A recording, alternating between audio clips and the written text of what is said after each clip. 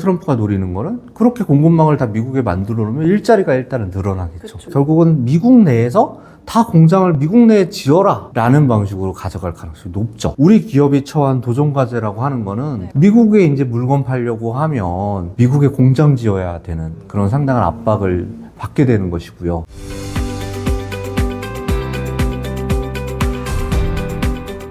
트럼프가 당선되면서 인플레이션에 대한 우려가 굉장히 많은데요. 이 네. 부분과 관련해서 오늘 이재준 작가님 모시고 이야기 나눠보겠습니다. 네. 작가님 안녕하세요. 네, 안녕하세요. 저는 한국국방연구원에서 근무하고 있는 이재준이라고 하고요. 그래서 제가 오늘 말씀드릴 부분은 이제 정치가 경제에 어떤 영향을 미치는지, 특히 지정학적 리스크가 경영이나 투자에 어떤 영향을 미칠 수 있는지, 그리고 국민 여러분들의 어떤 경제 활동에 어떻게 영향을 미칠 수 있는지, 이런 부분들에 중점을 두고서 말씀을 드리도록 하겠습니다. 1월 20일이면 이제 트럼프 당선인이 네. 취임을 하는데 네. 이게 경제에 좋은 건가요, 나쁜? 예, 공포의 시간이 다가오고 있다라고 표현들을 하죠.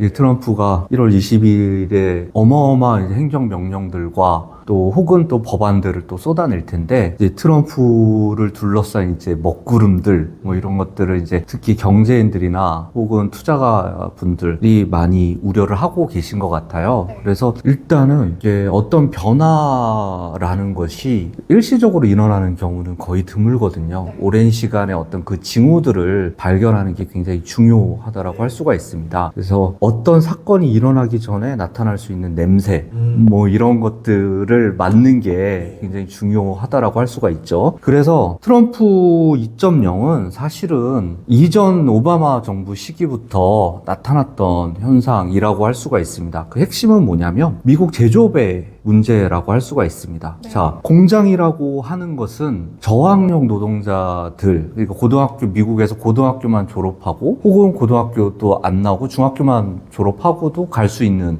직장이라고 할 수가 있죠. 그러면 자, 미국에서는 고학력, 아이비리그를 나오는 고학력 인구가 많겠어요? 아니면 그냥 고등학교만 나와서 평범하게 살아가는 사람들이 많겠어요? 저학력 노동자들이 훨씬 블루칼라 노동자들이 많겠죠? 근데 미국에서 공장들이 점점 사라지고 있다는 게 문제죠. 왜 그러냐? 자, 중국에다가 공장을 세우는 이유는 생산 단가를 낮추기 위해서 그렇겠죠. 그리고 아니면 아시아 지역에 공장을 짓는다거나, 그러면 미국의 제조업 공장 시설의 경쟁력이라고 하는 게 상당히 취약해질 수밖에 없죠. 왜냐하면 미국은 인건비가 굉장히 비싸잖아요. 생산 단가가 오를 수밖에 없다라는 거죠. 그렇기 때문에 저학력 백인 노동자들이 일할 수 있는 직장이 어느 순간 사라져 버리게 되었다라는 거죠. 그러면서 그 사람들이 뭘 하고 있느냐? 가정도 꾸릴 수가 없게 되고, 그러면서 노숙 생활을 하게 된다거나 혹은 마약에 찌들어서 살게 된다거나 뭐 이런 일들이 발생하는 것이죠. 그래서 지금 이제 부통령이 된 제이디 벤스 같은 경우도 그 힐빌리의 노래라는 책을, 자전적인 에세이를 썼는데, 그 책에서도 보면 자기 가족들이 어떻게, 어머니 아버지가 어떻게 이혼하게 되고, 어머니가 뭐 여러 차례 재혼을 했지만 다시 이혼하게 되고,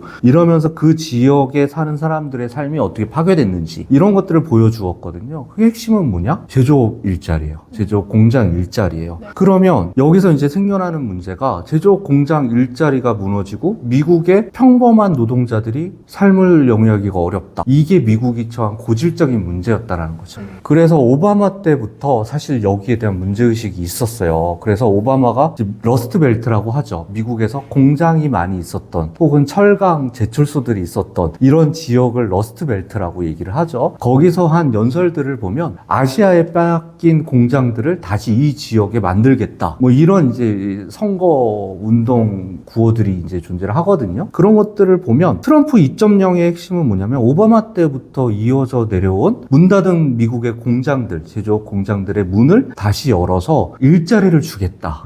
이게 핵심이라고 할 수가 있습니다. 그러면 여기서 트럼프 2.0은 더 독한 미국의 제조업 살리기가 핵심일 것이다 라고 할 수가 있습니다. 거기서 여러 가지 공약들이 파생이 되는 것이고요.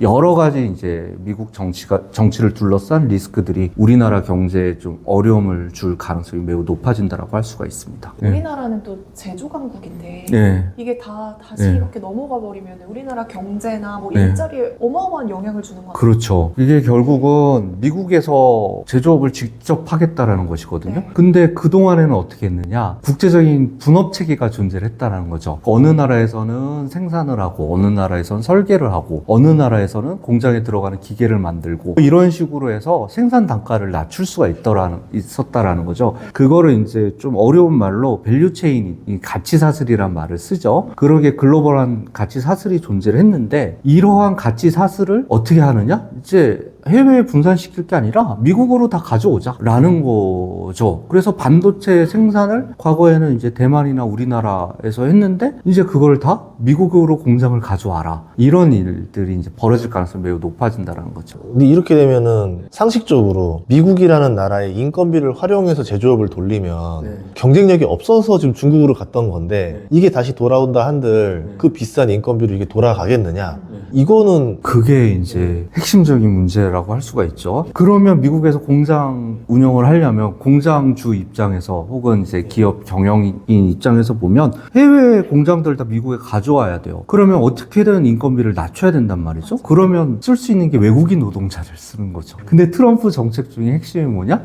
이민을 불법 노동자를 투방시키는 거죠. 그러니까 이게 또 문제가 생기는 거예요. 그럼 인건비는 상승할 수밖에 없고 생산 단가도 상승할 수밖에 없다라는 거죠. 미국의 제조업 일자리를 살려야 되는데 문제는 생산 단가가 올라가면 물건 가격은 올라갈 수밖에 없다는 거죠. 미국 제조업의 경쟁력이 과연 담보될 수 있는 것인가, 이런 문제가 생기는 것이죠. 그럼 이제 관세를 한다는 거는 그 비싸지는 물건 가격을 어쨌든 팔리게 하기 위해서 수입산 물건도 비싸게 만들겠다. 그렇죠. 그게 이제 세계 경제가 단기적으로는 미국 경제가 이익을 볼 수도 있겠지만 장기적으로는 세계 경제가 그렇게 비효율이 극대화가 되면 장기적으로는 세계 경제가 안 좋아지고 세계 경제의 영향이 역으로 미국 경제에 안 좋은 영향을 미칠 것이다 라고 하는 게 어떤 주류적 견해라고 할 수가 있습니다. 특히 이제 파이낸셜 타임이나 월스트리트 저널처럼 자유무역을 좀 강조하는 입장에서는 이건 굉장히 좀 받아들이기 어려운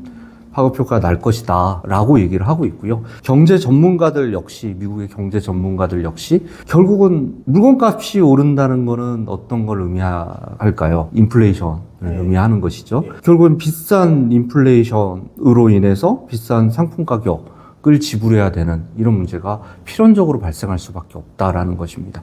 그리고 또 하나 문제는, 자, 관세를 올리면 완제품의 관세도 올라가겠지만 또 완제품을 미국에서 만들기 위해서 수입하는 부품들 가격도 올라가는 거잖아요. 그렇죠. 원자재 부가 그렇죠. 철강 같은 경우도 그렇죠. 네. 그렇게 되면 생산 단가가 또 올라가는 거예요. 그래서 트럼프가 관세를 올릴 때마다 인플레이션이 몇 % 올라갈 것이다 라고 하는 것까지 계산이 다 나와 있다라는 것이죠. 그럼 아까 철강 얘기도 했는데 원래 그걸 좀 피하려는 목적인지 일본 제철이 미국이 US 스틸 인수하겠다라고 이제 했는데 바이든 대통령이 그걸 이제 불허했잖아요. 그런데도 불구하고 일본은 그걸 강행 돌파하려고 시한을 더 늘리면서 이제 트럼프 임기 때라도 좀 번복을 해보려고 하는 것 같은데 트럼프는 어떻게 할까요? 이거 허락을 해줄까요? 트럼프 역시 허락을 안 할 가능성이 높아요. 그러니까 트럼프의 정책이라고 하는 게 미국의 보호무역 기조가 더 강해진 거지 트럼프가 완전히 새로운 정책을 만드는 건 아니라는 거죠. 그게 왜 그러냐면 미국 정치가 취한 기본적인 문제들이 있어요. 예를 들면 러스트벨트 같은 경우는 전통적으로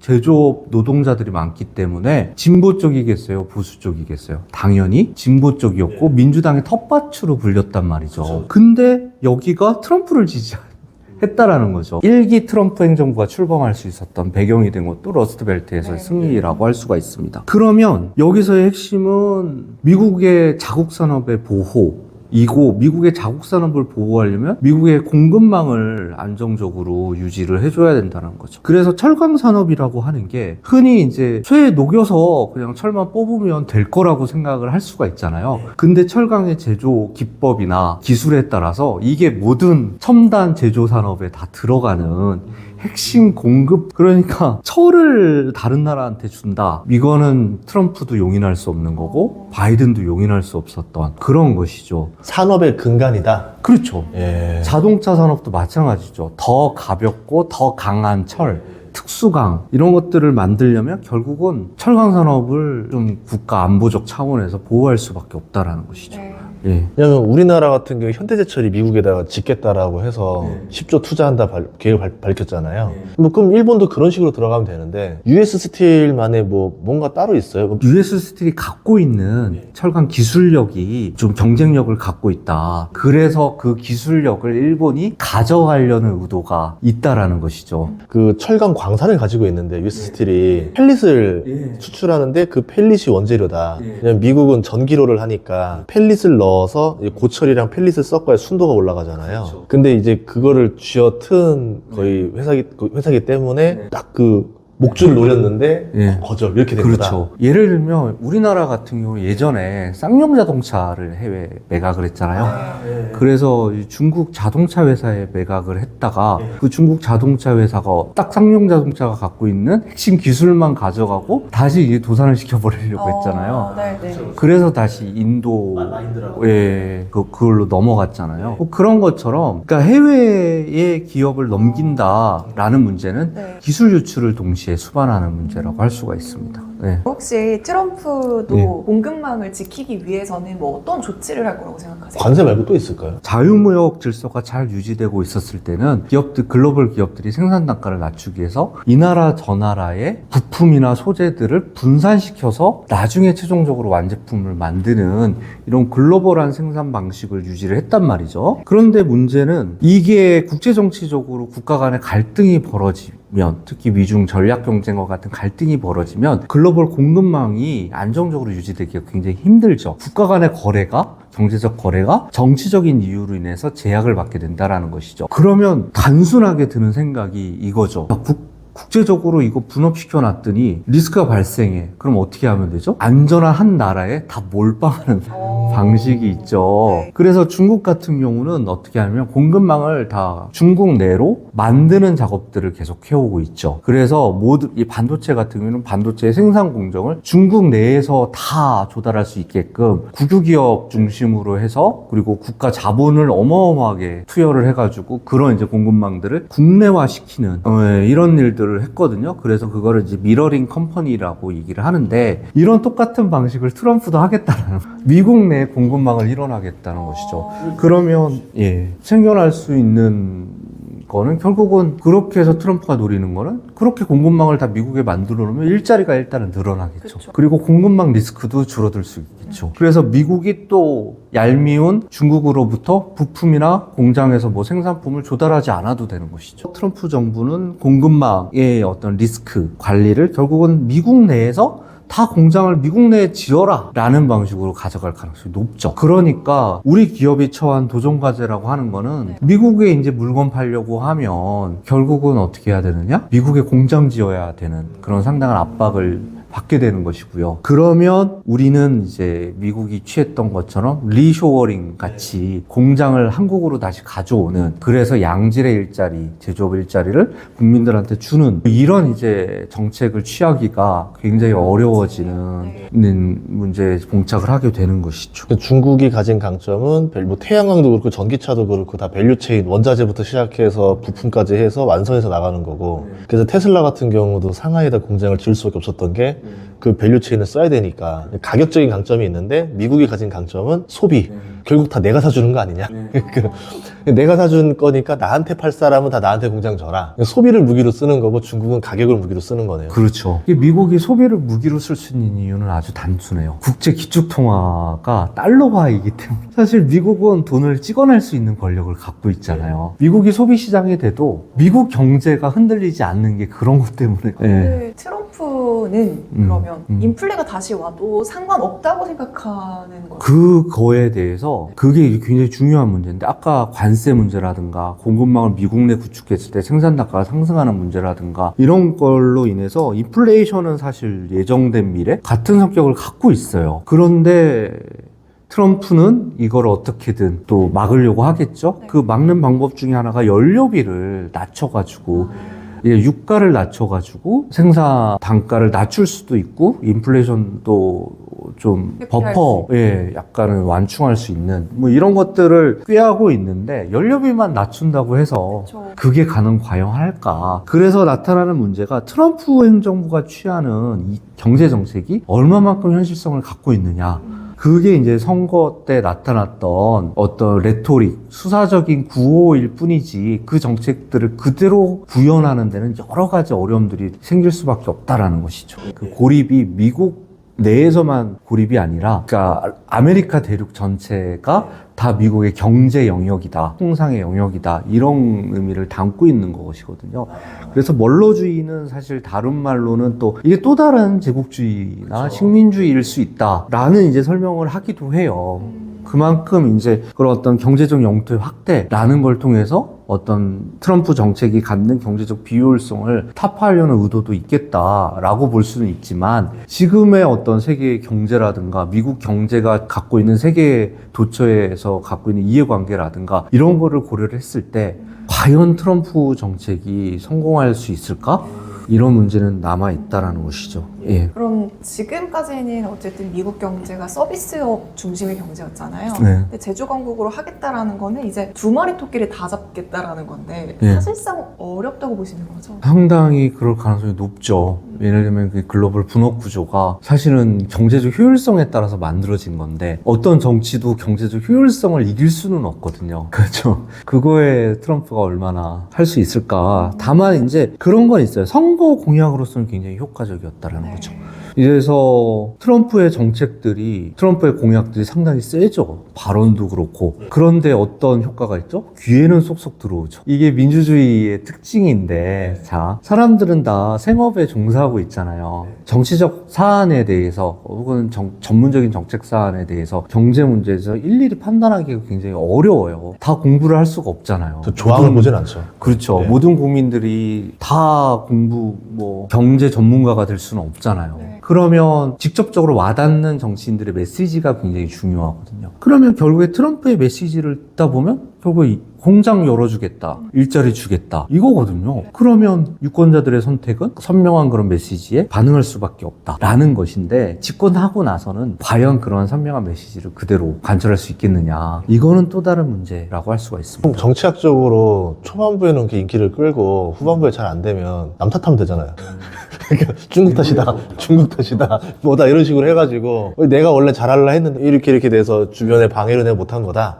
이러면은 어쨌든 나는 실패한 사람이 아니게 되잖아요. 그렇죠. 이게 마오쩌둥이 예전에 이제 대학진 운동을 하면서 한 3천만 명이 4천만 명의 아사자가 나왔거든요. 그래서 뭐 그럴 때 이제 마오쩌둥이 했던 얘기가, 아직도 우리 중국에서 암약하고 있는 자본가 그룹이, 그리고 제국주의에 협력하는 이제 반동 그룹들이 존재하기 때문에 대학진 운동이 이렇게 어려움을 겪고 있다. 그래서 혁명해야 된다. 더 큰 혁명을 해야 된다. 이게 이제 문화대혁명까지 이어지는 것인데, 물론 뭐 트럼프가 집권해도 미국은 민주주의 국가라서 그렇게까지 할지는. 중국이 더 싸게 팔아서 문제가 되는 거니까 중국이 비싸게 팔게 만들면 된다. 그래서 이렇게 해서 관세를 더 때리는 거죠. 맞아요. 관세 얘기가 가장 핫하잖아요. 네. 실제로도 그 관세에 부과할 거라고 생각하세요? 그래서 나오는 얘기가 선별적으로 부과할 가능성이 높다라는 것이죠. 그래서 예를 들면 미국 제조업에 필요한 생산 부품들이 있을 거 아니에요. 그거는 쏙 빼놓고, 예를 들면 미국의 어떤 완제품하고 경쟁이 붙은 중국의 특정 제품들, 이런 것들에 대해서 선별적으로 관세를 부과할 가능성이 높죠. 그렇죠. 예. 근데 우리나라 같은 경우는 중국이랑 또 많이 겹치잖아요, 포지션이. 그러면 중국만 관세로 특정 적용이 쉽지 않지 않을 수도 있지 않을까요? 그냥 우리나라도 어쨌든 피해를 좀 볼 수 있지 않을까. 그래서 우리나라 같은 경우는 이제 이런 이제 미국하고의 외교, 경제 협상, 이런 것들이 앞으로 중요한 과제가 될 수 있겠다라는 말씀을 좀 드리고요. 그래서 다행인 거는 우리 기업들은 또 미국에 또 공장도 많이 짓고 있고 투자도 많이 하고 있고, 이런 것들을 좀 많이 어필할 필요는 있죠. 그래서 공급망을 어느 정도 미국에 주는 방식들을 우리 기업들은 고민할 수밖에 없겠죠. 예. 결국은 트럼프가 원하는 거는 제조업 일자리거든요. 우리 기업이나 우리 정부가 할 수 있는 역할은 미국의 제조업 일자리를 어느 정도는 확보를 해주는 그런 정책들이 불가피할 수밖에 없다. 라는 것이죠. 우리나라에 필요한 거는 산업정책, 경제적으로는, 그러니까 중국 미국은 말할 것도 없고 미국 역시 트럼프나 바이든 다 산업정책을 취하고 있거든요. 자국산업 보호를 하기 위해서. 그래서 우리나라 같은 경우도 다시 산업정책을 고민해야 되는 시점에 왔다. 근데 그 산업정책이라고 하는 게 결국에는 첨단제조라고 할 수가 있습니다. 네. 그래서 기술적 우위를 갖고 있는 어떤 혁신적인 기업 환경을 만들어주는 게 새로운 이제 산업정책에서 중요한 부분이라고 할 수가 있습니다. 여러분들도 그 취임 연설문을 잘 봐야 되지 않을까. 트럼프를 상징하는 미국의 정책들이 그날 폭탄처럼 쏟아져 나올 것으로 예상이 됩니다. 우선 그날 정신을 좀 조심해야 될 것 같습니다. 우선 불확실성 덩어리네. 여러분들도 또 투자에 많이 참고하시길 바라는 마음으로 많이 시청해 주시고 부의 지정화 꼭 읽어주시면 감사하겠습니다. 고맙습니다. 네, 감사합니다. 네.